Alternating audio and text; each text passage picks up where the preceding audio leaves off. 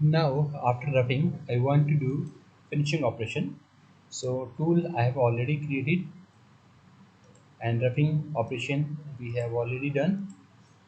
So go to this create operation, and this time my operation is this finish, and tool I'm using this ball mill or spherical mill, and change to finish. Okay,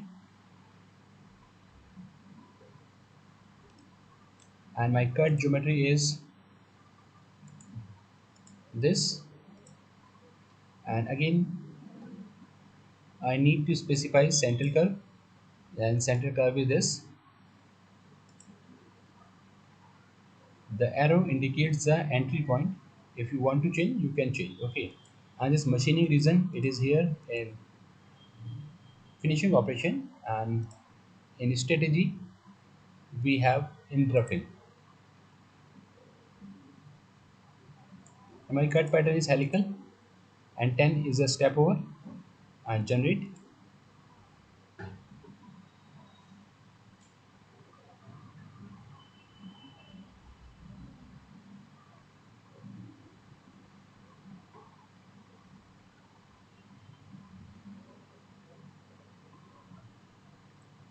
Verify it,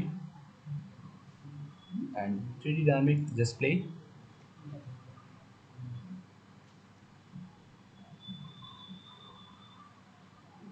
IPW is generating.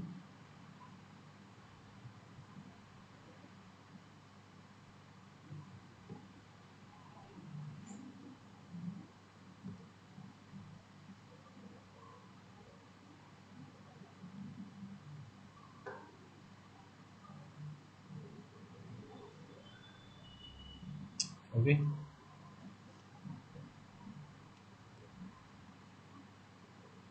now this is the finish. Okay, and okay. So hope you understand